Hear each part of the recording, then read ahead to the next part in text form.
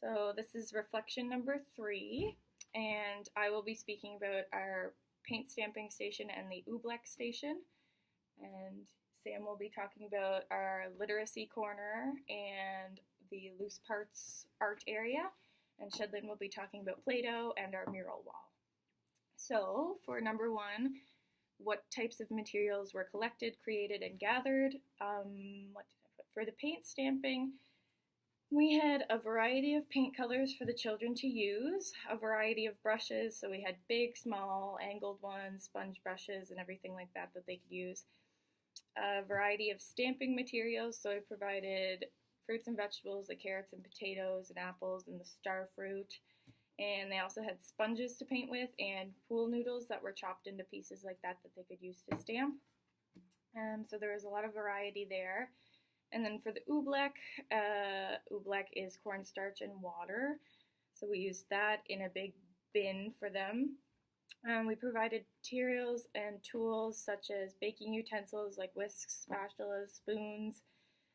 And then we also provided beach toys like shovels, little rakes, buckets, sand molds, and stuff like that. So there was a lot of variety in what we had gathered and collected for the children.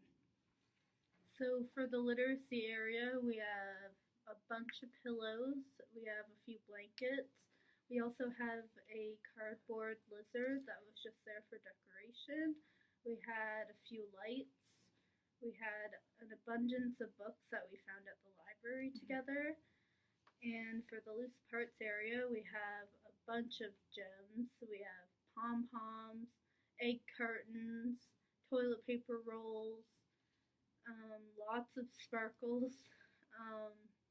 We also have straws of multiple different colors, and just lots of beads too, and ribbons. Yeah.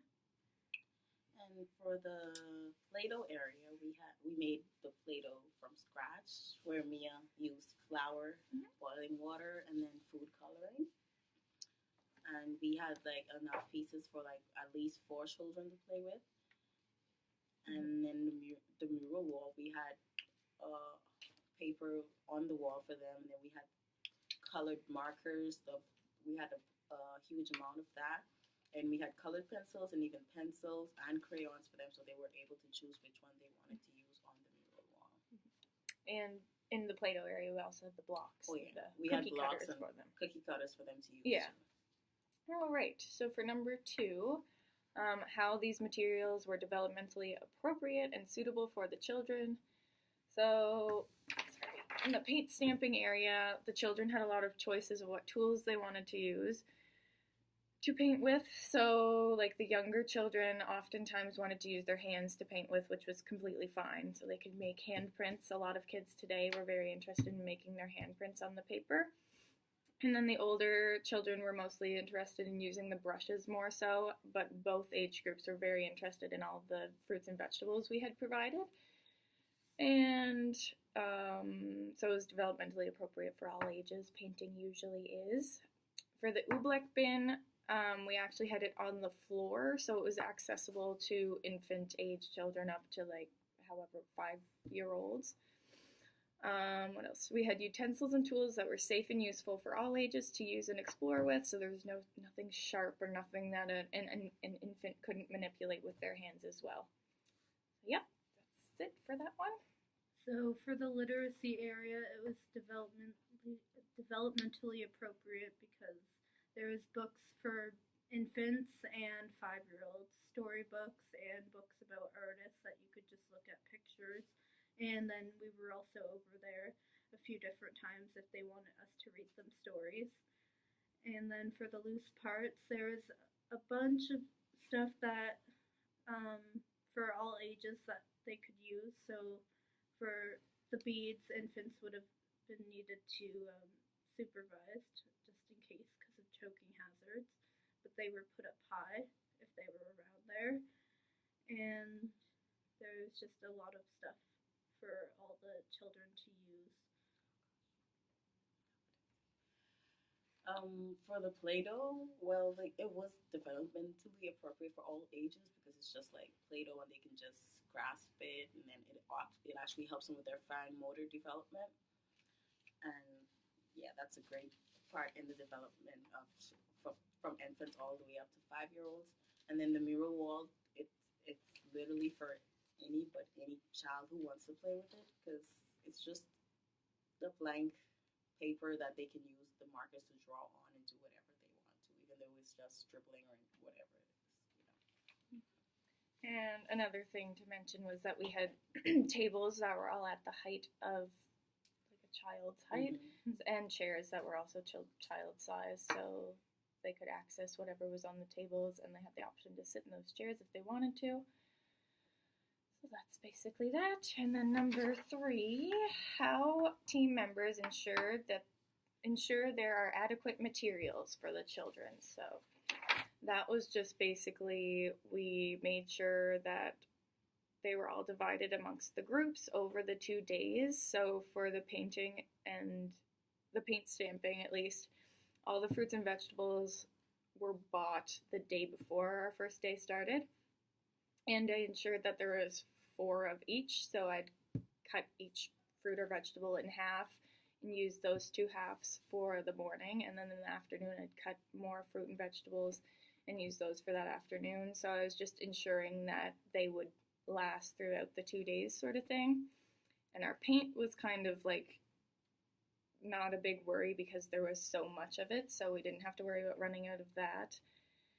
And there was lots of it for all of the kids. The oobleck we ran into a little bit of an issue with because we didn't realize that it sort of dries out overnight, so we left it overnight the first night and then came back this morning and realized that it was a little dry, so we had to add some water to it, but it did end up lasting the whole second day, which was good. It just sort of shrunk in proportion, so next time we'd probably make sure we had more cornstarch for that. But overall, yeah, we had clean, fresh utensils in the bin each day. We had clean paintbrushes each day for the children, so it was just ensuring that there was that fresh material each day, and it was pretty easy because there was so much supplies here to begin with, which was nice.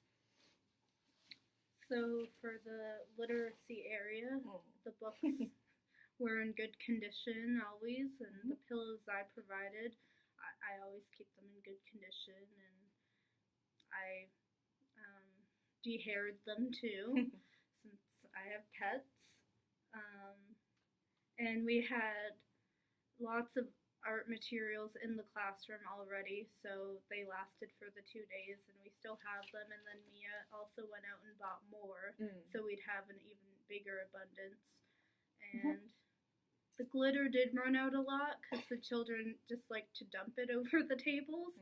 It's not a big deal, but yeah, it was kind of better that it ran out. But yeah, so that's all good. And yeah, we just had a lot of materials, so we were all good with that.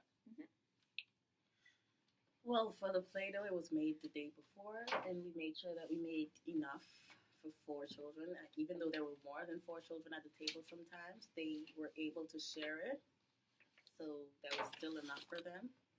And at the mural wall, there was enough markers and stuff, even though we only had like 3 papers for the mural wall because, well, we kind of ran out of papers to make the 4th one because it was 4 sessions. But we still made it work, and the children did not mind at all. Yeah, so there was a lot of reusing the materials often. So if something wasn't completely used up, like Shedline said, the mural wall, if it wasn't completely covered, or even if there was a lot on it already, children were fine to reuse that. And that is what we had to end up doing today. We did not have a 4th big sheet of paper, so they just had to reuse the one from the morning, and they seemed fine with it. Yeah. All right, so for number 4, how team members ensure materials are adequate in quality and durability. So for the painting table, we just ensured the quality of the paint obviously was fine. It was what we had here, so it was good quality. The paintbrushes were all in good quality. We ensured we were cleaning them each day, and they were holding up to the test of the children. All of the fruits were chopped fresh each day. So all the fruits were chopped fresh each day, and they didn't get any, they could be easily rinsed off, so it wasn't a worry that if the child did cover them in paint, then we could just go rinse them off if we needed to. And then for the oobleck tape or bin, all of the materials were bought not from the dollar store. It was from Bibles for Missions, but they were in a branded box that was a very well-known brand, I guess. So it wasn't like a worry for choking hazard or pieces breaking off or anything like that. So they're very durable, especially in the oobleck. It's kind of hard to move, so I was worried about like snapping or bending sort of the materials breaking, but it went well, and all of the materials lasted. And yeah, that's everything I have. So again, for the literacy area, all the books were in good condition, and that's more of a solitary play anyways, so we weren't worried that they were going to break or anything. We did have to tell the children not to walk on our little lizard friend a few times, but of course, they see a giant lizard and they're going to want to play on it. But that's okay, but that lasted too, so it wasn't too much of a worry. They were just interested in it, of course. And then for the loose parts, well, most of the glitter is gone, but I mean, that's okay. But everything was pretty durable, like the paper was thick, so the glue didn't like leak through it or anything, and nothing was really broken. Like a lot of it was from the dollar store anyways, and yeah, they just enjoyed it. Well, for the Play-Doh, as I said earlier, it was enough for them. They knew that even if an extra person came in, if it was just 4 of them, they could have shared, and they made sure that each of them in the group had, and they used the materials that were there, and the materials were appropriate for them, so they were able to use them and know what to do with it. And for the mural wall, there was lots of space for them to draw on, like enough space for like 4 children to just stand up and draw on wherever they want to. And the markers were washable, so like even if they got it on their skin, it was easy to wash off. So, yeah. And the paper we used for the mural wall was also from the photography department. Suzanne, you had gotten it for us. So it was very durable as well. And then another thing I was going to add was the Play-Doh was 4 separate colors at first, and personally, I didn't plan for them to mix it all together, but they did eventually, and they were very happy when I very told them how quickly. it was mixed. They were like, "Oh, I like the color." Yeah. So that it was durable, and it was like it could have stayed 4 separate colors and been fine, but it was also fine mixing together as a rainbow color. Like Shedline said, they really enjoyed seeing that. Yeah, one of the children with the Play-Doh, they said it kind of looked like cement. Yeah, because it turned gray in color after a while. Yeah. All right, so for number 5, the last one, how precautions were taken to ensure each child enjoys a safe and hazard-free play experience, and consideration for allergies and sensitivities. So the allergies and sensitivities were covered by Suzanne and Susan beforehand, so we didn't have to worry about that too much. They asked the center downstairs if there were any worries, and there weren't any, so that was good. So for the painting area, with the stamping, there was a sharp knife I was using, and I was using that to cut up the fruits and vegetables. So the first day in the morning, I was doing that as they were at the table, and then I had left the knife on the floor at one point, which was dumb of me. But I ensured after that point that I had kept the knife up on a shelf, and I was cutting the fruits and vegetables before the children got there, so they weren't really exposed to the knife at all. So that was one of the things that I made sure to do at the painting area. And then, so there was no real other hazards there. For the oobleck, it's non-toxic. The paint was non-toxic too, I should have said that. Oobleck was non-toxic. There were no sharp objects for them to play with in the oobleck bin or anything like that, so there were no real safety hazards there either. And yep, Yep, that's all I have. In the literacy area, when we were plugging in the lights, I made sure to tape the cords to the wall and hide them behind like the pillows or like the bookshelf, for example. So that was done for hazards. And for the sensitivities, they don't like a scent. They need a scent-free environment. So like our paint, like I'm sure that was fine. And then so we had no scents. None of us wore perfume or anything, and there was nothing else that like the Play-Doh was scent-free too. So and then, yeah, that's Loose parts. yeah. There wasn't really. I guess the only hazard maybe were beads, but All we the little loose parts. we were around there the whole time, and there wasn't any really small children, and they knew to use the glue to glue them onto the paper. So, and when the loose parts were on the shelf, the smaller items were put on a higher shelf. So if there were infants around there, then they wouldn't have been able to reach it. Well, for the Play-Doh, like Sam said, it was scent-free, so we didn't have to worry about the scent because, well, there's an educator there that has a problem with scent, so we made sure that the Play-Doh was scent-free. And then for the mural wall, there was a radiator right behind it, so instead of just having the radiator there and then for them to feel the heat when they're drawing, we used the cardboard and just taped it on the cardboard so it could be straight, and so when they draw on it, they wouldn't have to like go through that space. And then we actually put up the mural wall like that evening before, because if we put it like days before, probably would have been a problem with the heat being in the back there so long, and then the mural wall would have been like probably kind of hot for them.